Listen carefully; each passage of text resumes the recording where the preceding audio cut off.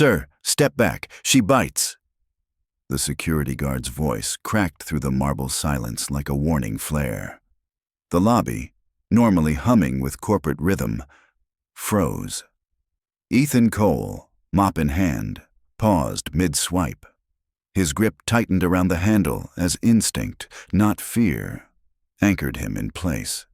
He didn't speak. He didn't move.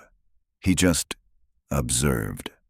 A little girl, no more than 7, sat slumped in the middle of the grand lobby as if the world had folded inward. Her arms clutched her knees with such intensity, it was as though she were holding herself together through sheer willpower. Wisps of tangled blonde hair cloaked her face, but her eyes, wide, frantic, pierced through. Wild, unblinking. 5 executives in tailored armor stood like statues around her. One whispered urgently into a Bluetooth earpiece. Another paced in tight, spiraling frustration. They looked like gods brought low by something they couldn't command. "She's having another episode," someone whispered, barely audible above the girl's humming. A strange, haunting tune that rose and fell like a ghost, echoing underwater.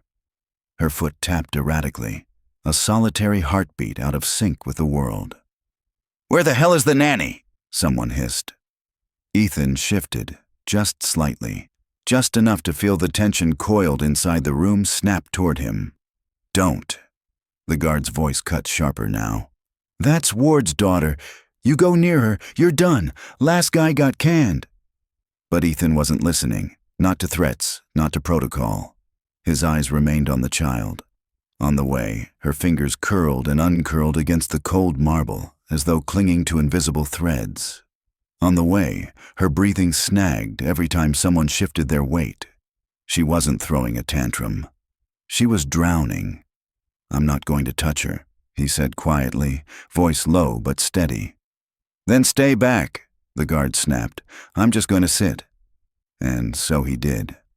Right there on the icy floor, 5 feet from the trembling child. In worn-out boots and a janitor's uniform that smelled faintly of lemon and pine, Ethan sat like stone. Silence crawled back into the room as he reached slowly into his janitorial cart, retrieving a small, battered bottle. Dish soap. No one questioned it. No one noticed it had always been there. He dipped his fingers briefly into the mop bucket, just enough to wet them, then twisted the cap off. With a breath so soft it was almost reverent, he blew. 1, 2, 3 bubbles drifted into the stale, sterile air. They shimmered under the lobby lights, fragile, beautiful, impermanent. The humming slowed. The tapping foot stilled. Sophie's eyes lifted, curious, cautious. She didn't scream, didn't retreat. She simply watched. A bubble popped gently on her shoelace. Another floated upward, weightless, like a wish with nowhere to land. Ethan blew again, this time slower, letting silence cradle each iridescent shimmer. He didn't look at her, didn't speak. He just blew. And in that act, a small human offering. The atmosphere shifted. Above, on the mezzanine, stood a woman still as a statue, her navy coat as sharp as her stiletto heels. Victoria Ward, CEO of Wardcore Biotech, a titan who'd crushed corporate mergers between casual sips of espresso, a mother who hadn't exhaled in 3 minutes. She didn't call security, didn't bark orders. She watched as Sophie, trembling, lifted one small finger to touch a bubble before it vanished. Later, as Ethan rinsed out his bucket, a voice came from behind. "Mr. Cole?" He turned to find a woman in a sleek gray dress, hair pinned tight, standing beside the elevators. "Ms. Ward would like to see you upstairs." He blinked. She didn't smile. The elevator ride was the kind that shrunk you, silent, surgical. When the doors opened, it smelled like brushed steel and decisions you don't get to make twice. Victoria's office resembled an art gallery, glass, chrome, and cold intent. She didn't rise as he entered, just motioned to the door. He closed it behind him. For a long moment, she said nothing. "You calmed her," she finally said. Ethan didn't respond. With bubbles. Still nothing. Who taught you that? My daughter, he answered simply. Her brow lifted. I didn't see a child with you. She's with my neighbor. School let out early. Victoria nodded slowly. Processing. I want you to work with Sophie. Ethan blinked. I'm a janitor. I'm aware, she said evenly. I can change that. He gave a faint smile. I'm not looking for charity. I'm not offering charity. I'm offering a job. She doesn't need a job, he said, gentle but firm. She needs stillness, room to breathe, maybe even space to break without being broken. She has specialists, the best money can buy. I know, he replied. But sometimes the soul doesn't speak in diagnostics. Maybe that's the problem. The silence that followed wasn't awkward. It was precise, surgical, like an incision left open by design. It held weight. Victoria didn't flinch. She reclined slightly in her chair, her eyes never leaving Ethan. If I agree, he said slowly, his words measured like he was placing stones across a river. It's on one condition. I'm listening, she replied, her voice cool but devoid of the usual corporate steel. I don't work for you. I work with Sophie.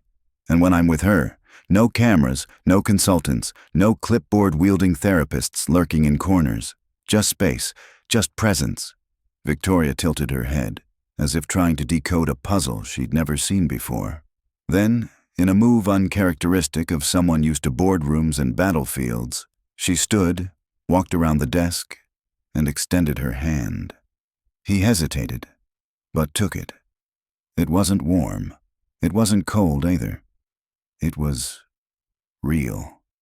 And sometimes that was the most broken world could offer. That handshake, however small, cracked open a window in Sophie's otherwise sealed world. The next time Ethan approached the penthouse, the door opened before he even knocked. Victoria stood barefoot in the marble foyer. Her posture remained regal, but there was something softer in her presence, like the sharp edges had been dulled slightly. She wore a soft blouse and loose slacks. No jewelry, no heels, no armor. Her eyes immediately dropped to the small girl beside Ethan. Lily held a bundle of crayons in both hands, gripping it like a sacred offering. This is Lily, Ethan said. Lily gave a shy wave. Hi. Victoria nodded slowly. She's very polite. She's curious, Ethan corrected gently, resting a hand on his daughter's back. Polite's just a side effect. The penthouse was sleek, pristine, the kind of space where sound didn't linger and memories weren't allowed to leave fingerprints. Victoria gestured toward a corridor. Sophie's in her room. Last door on the left. Ethan crouched to Lily's level. You okay drawing for a bit? Lily nodded without hesitation. She unrolled her crayons like she'd been waiting her entire life for this very moment. Is she the quiet girl? She asked softly. The very one, Ethan smiled. Then I'll be quiet too. She tiptoed away, each step a whisper. Victoria watched the moment unfold, her face unreadable, somewhere between awe and apprehension. She listens to you, she said. She trusts me, Ethan replied. There's a difference. He turned toward the hallway, his steps quiet but firm. The door to Sophie's room stood slightly ajar. He knocked softly once, then entered. The room was immaculate, cold, perfect. More a showroom than a child's sanctuary. Every object had its place. Every surface glistened untouched. Dolls sat in symmetrical rows, books stacked by color, a rug so flawless it looked staged. And in the corner, like an afterthought, sat Sophie, head against the glass, her gaze lost in the cityscape. Her reflection blurred into the skyline as if she didn't quite exist in either world. Ethan didn't speak. He just sat, about 10 feet away. Slowly, deliberately, he pulled a small notebook from his jacket and began to sketch. 5 lines, a circle, a star. His pencil moved with no urgency, no goal, just motion, just being. Sophie didn't react, not at first, but she didn't recoil either. After a few minutes, Ethan held up his drawing just for a moment, then set it down on the floor and waited. No words, no expectations. Lily peeked in. She saw her father sitting and without hesitation mirrored him, cross-legged on the floor. She opened her crayon roll like it was a sacred ritual and began to draw. A sun, a tree, a girl beneath both. Sophie's eyes flickered. Once, then again. The pencil in her limp hand shifted slightly. She crawled forward, cautiously, like someone walking through a field of broken glass. She picked up Ethan's sketch and stared. Then, without a word, she sat beside it. At the far end of the hallway, unseen but very present, Victoria watched. Her breath caught in her throat. She hadn't seen her daughter willingly sit beside another human being in over a year. Still, Ethan didn't look at her. He began a new sketch, a bubble floating above a little girl's head. Sophie reached for a crayon. Her hand hovered. First gray, then blue. Sky blue. Trembling slightly, she began to trace the bubble. It was not a conversation. It was communion. Lily slid a fresh sheet of paper between them, her drawing exposed. A sun with long arms, a bird in flight, 3 stick figures, one with glasses, one with curls, one without a mouth. Sophie looked at it. Her fingers brushed the page's edge. Then she added a single flower. At the hallway's edge, Victoria brought a hand to her mouth. Her eyes shimmered with something she hadn't dared feel in a long time. Hope. The silence in the room was no longer sterile. It was alive. 15 minutes passed before Ethan stood. He nodded toward Lily. She quietly gathered her crayons. Each one returned with care. As they stepped into the hall, Victoria met them halfway. "She drew with you," she said, voice quiet, raw. "She invited us," Ethan replied. "We just said yes." Victoria looked past him, toward the room where Sophie still sat, legs folded, hands stained in color. "She doesn't do that," she whispered. "She did today." Victoria's gaze returned to him, sharper now. "I don't know what you're doing, Mr. Cole." She paused. "I don't know what you're doing, Ethan, but it's working." Ethan nodded once, without ego, just truth. "I'm not doing, I'm being." Victoria didn't fully understand that, not yet, but she didn't challenge it either. Something in her had begun to yield, to listen without strategy. Back in the quiet sanctuary of her room, Sophie added the final touch to her drawing. 3 figures, one with curly hair, one with glasses, one with a gentle blue circle floating just above their head. No words adorned the page, but it spoke with the weight of 1,000 sentences. It became a ritual. Every Friday evening, just before the city bathed in golden dusk, Ethan and Lily arrived at the ward penthouse, always with a paper bag of soft snacks, a folded blanket that smelled like lavender and laundry, and something unspoken that filled the sterile air with breath. There was no need for a doorbell. Victoria, barefoot and hair loosely pulled back, would always be waiting. No longer a towering executive, just a mother, learning. Sophie never ran to greet them, but she no longer hid either. She waited. In her stillness, in her room, like a melody waiting for harmony. Ethan would begin the same way. A small Bluetooth speaker, a song with no lyrics, just notes that wrapped around the air like silk. Lily unpacked her crayons, one by one, in the same careful order. She never spoke first. She simply created. Sometimes a space forest, sometimes a rocket ship with rainbow flames, sometimes just circles within circles, like soft echoes in water. Sophie would watch, always from a small distance, until she didn't. Until she picked up a crayon and joined without a word. Not because she was told, because she felt safe. One dusky evening, as the windows captured a sky painted in bruised pink and amber, Sophie reached across the drawing paper and, without looking, chose a crayon. Blue? Ethan noticed softly. He didn't say it out loud. He just smiled, quietly. Later that night, after Sophie had curled into herself and Lily was sketching by the window, Ethan found himself in the kitchen with Victoria. She stood over a stovetop kettle, boiling water the old-fashioned way. No tech, no buttons. Just intention. "You always make tea this way?" he asked. She didn't look up. "I used to." "What changed?" "Efficiency." He nodded slowly. "Tea isn't about efficiency, it's about presence." She glanced sideways, just barely. "You always talk like that?" "No," he said. "I used to fix things. That was my job." "You're not fixing Sophie." He shook his head. "She's not broken." The kettle hissed softly. She poured 2 mugs, no sugar, no lemon, just warmth. As she slid his across the counter, her hand trembled. "She didn't eat today," she admitted. "She might tomorrow." "She didn't speak either." "She is speaking," Ethan said, taking a sip. "You're just not hearing it." Victoria's head snapped up. "What's that supposed to mean? Have you noticed the colors she chooses?" "She's always liked blue." "No," he said gently. "She trusts blue." Victoria blinked, the words sinking in slowly. Some kids speak in words, others in rhythm, in silence, in color. Sophie speaks in hue and tone. You just have to learn her dialect.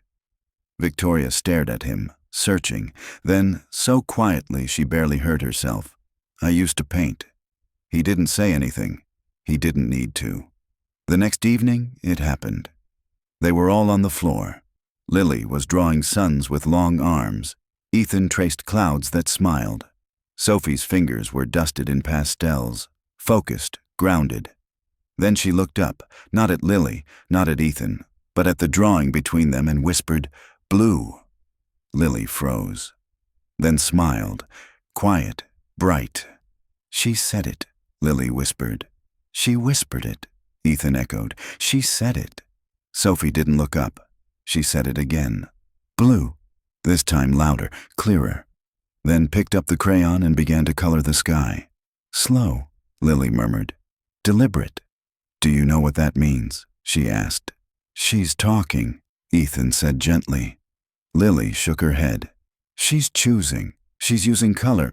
Like words." "Exactly." In the hallway, Victoria stood frozen, halfway to calling them for dinner. But the words stuck in her throat. Her daughter was speaking. Not in English, in art, in feeling. And she hadn't heard it until now. Sophie didn't say anything else that evening. She just kept drawing. But the page? Shades of blue. Dandelion yellow. A single soft green dot. Sang like a story only she could tell. That night, when Lily had drifted off on the couch, wrapped in a borrowed throw, and the city's lights blinked quietly behind the glass, Victoria stepped out onto the balcony. Ethan stood leaning on the railing, tea in hand. He didn't look surprised. "You were right," she said, her voice somewhere between surrender and revelation. "She's speaking." He nodded. "She always was." Victoria exhaled. "I don't know how to do this," she admitted. "Not just being a mother, being this kind of mother, the kind that doesn't command every room." "Maybe," Ethan said, "start by entering the room after your child does." She gave a small, aching laugh. "I've spent so long commanding the world, I never learned how to kneel." He didn't reply, just looked back through the glass. Inside, Sophie lay sleeping, arms curled around her drawing, the blue crayon still in her hand. Victoria followed his gaze. "What does it mean," she asked, "that she chose blue again?" Ethan's voice was soft. "It means she feels safe." She didn't argue. For once, she didn't analyze, didn't counter. She simply listened. "Why now?" she asked. He didn't take his eyes off the girl inside. Because for the first time, someone sat on the floor long enough to hear her. The photo wasn't scandalous. Not really. It was blurry, grainy, two adults in a garden. Ethan in rolled-up sleeves, smiling faintly. Victoria barefoot, laughing. Behind them, a wild mural, child-painted, unapologetically bright. But someone added a headline. From boardroom to bubbles. Is Wardcorps CEO falling for her janitor? The article dropped at 7:42 a.m. By 8:03, it was viral. By 8:15, Ethan's phone buzzed. A message from Victoria. Don't talk to the press. I'll handle this. But the way she looked when she arrived at the center said more than her words ever could. Her pale eyes were rimmed in exhaustion. Her hands clenched around her phone like a lifeline. She looked like she hadn't slept, like something inside her had cracked.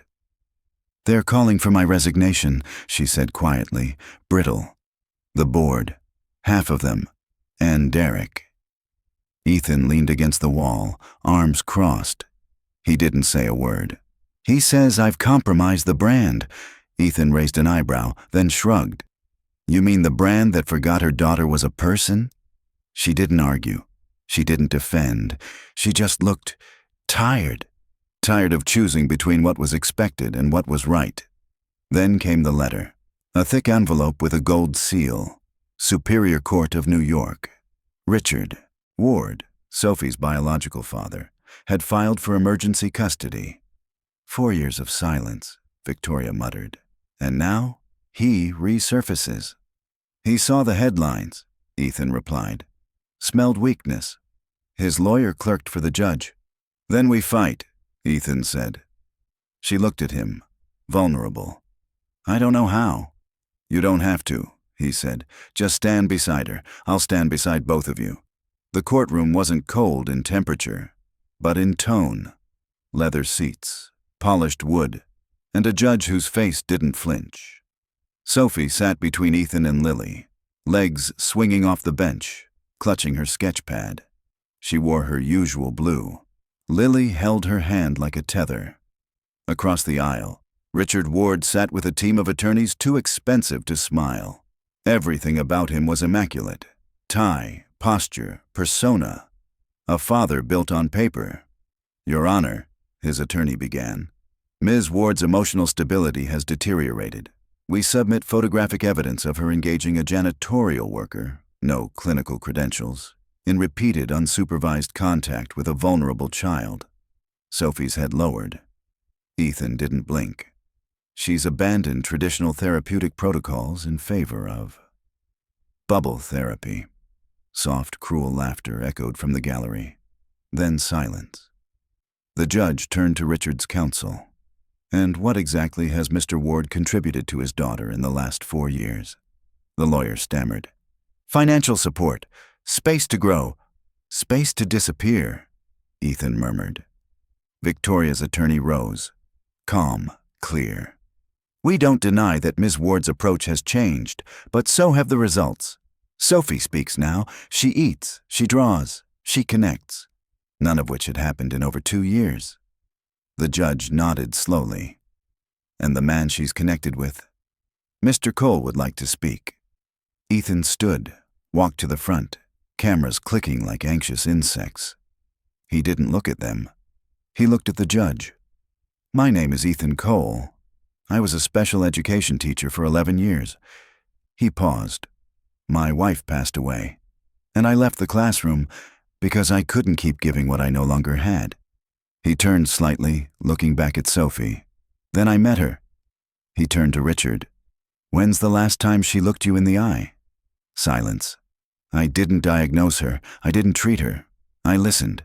I matched her silence with presence. That's all. He looked down, then up. But for her, it was enough. He sat. The room didn't breathe. Then Lily stood. No one asked her to. She walked, small, steady steps, to the front, clutching Sophie's drawing. 3 stick figures, arms linked under a sky of stars. One had glasses, one had curls, one had a blue circle above their head. This is Sophie's family, she said. That's me. That's my dad. That's her. She held the picture high, hands trembling. She doesn't talk much, but she told me we're blue. That means safe. Sophie reached out, took Lily's hand. The room exhaled. The judge leaned forward. Effective immediately. Sophie Ward will remain in the full custody of her mother. Any future disputes will require full psychological review and monitored family therapy. Mr. Cole may participate in said sessions with full transparency. Gasps, flashes, then stillness. Sophie turned to Victoria and whispered, "Stay blue?" Victoria nodded, tears in her eyes. Always.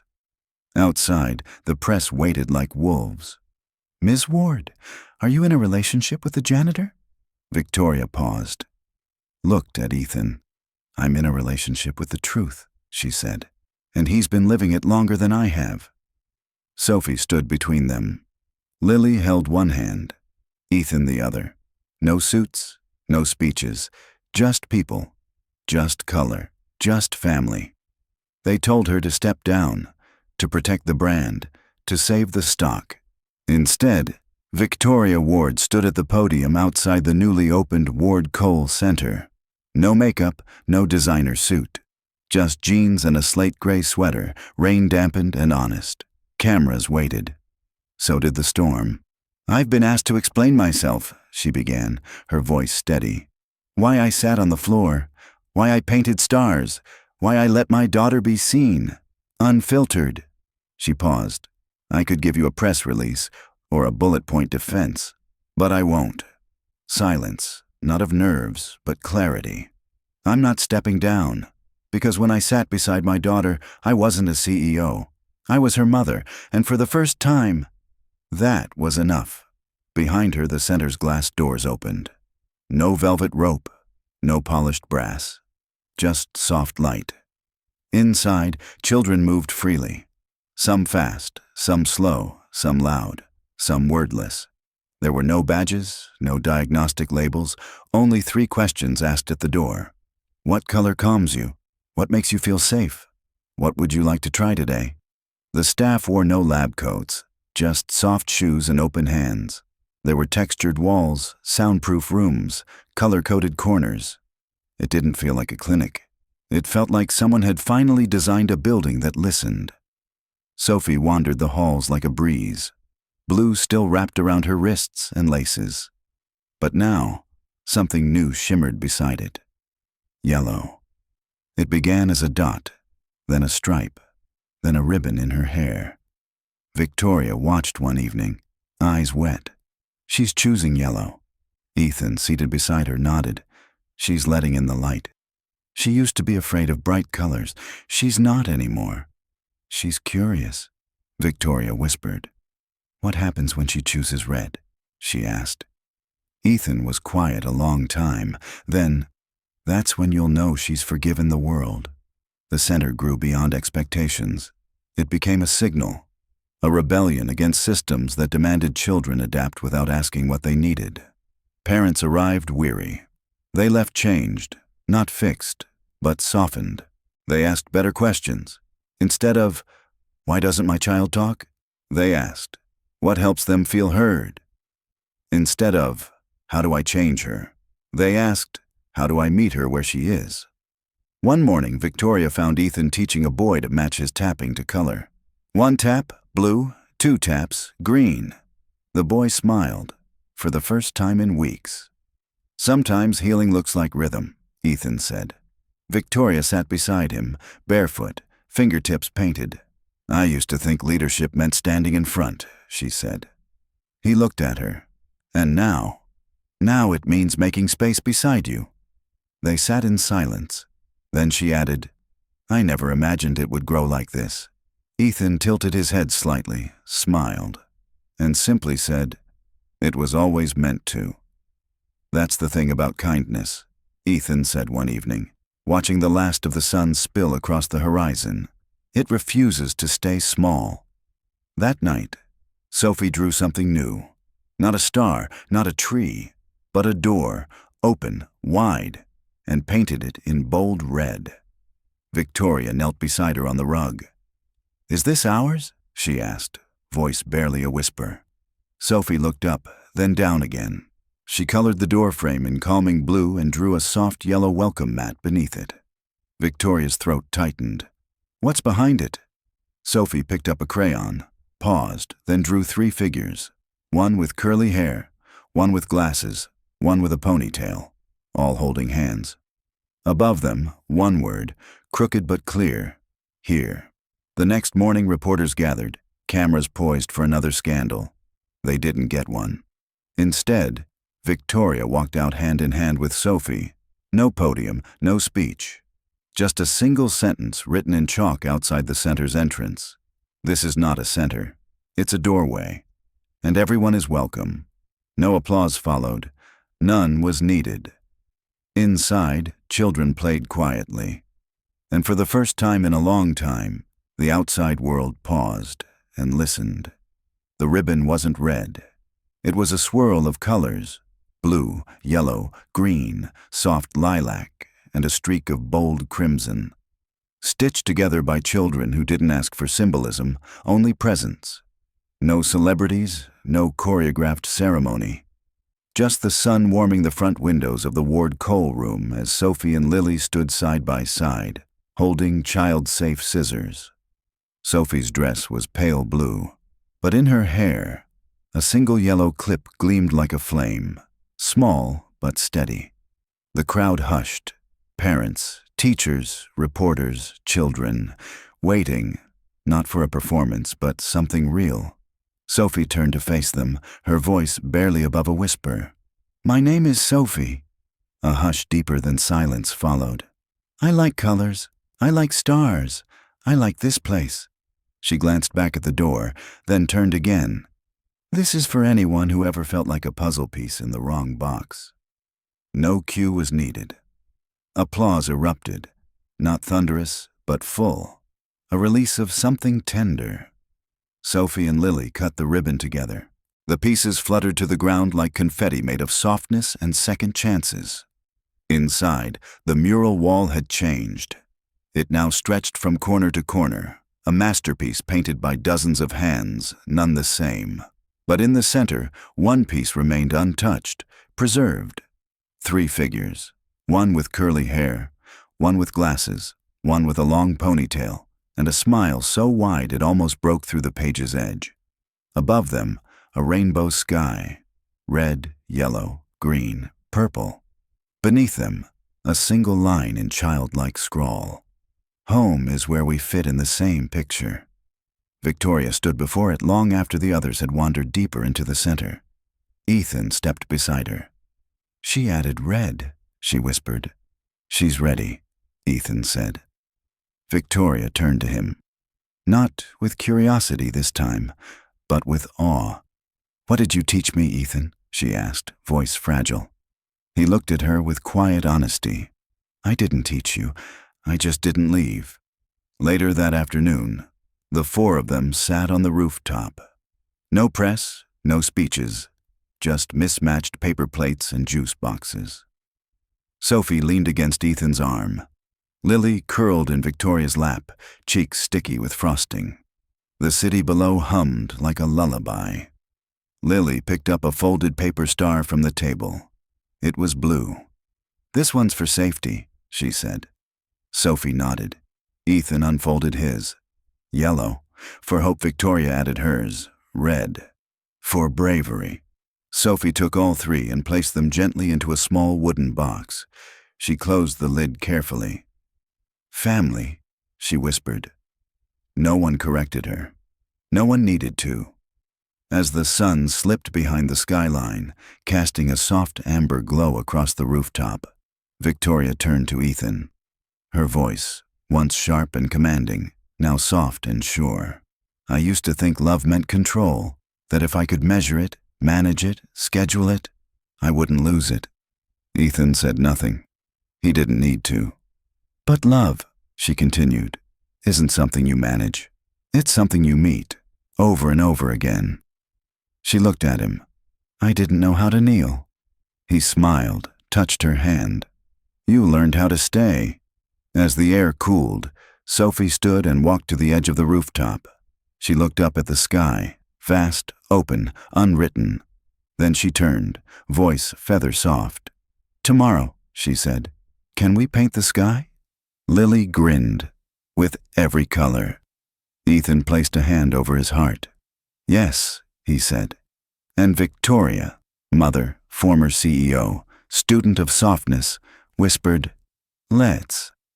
If this story stirred something quiet in you, something tender, something tired, something still healing, then maybe, just maybe, you're already part of this family too. Drop a heart or tell us where you're listening from. We see you, and we're glad you're here.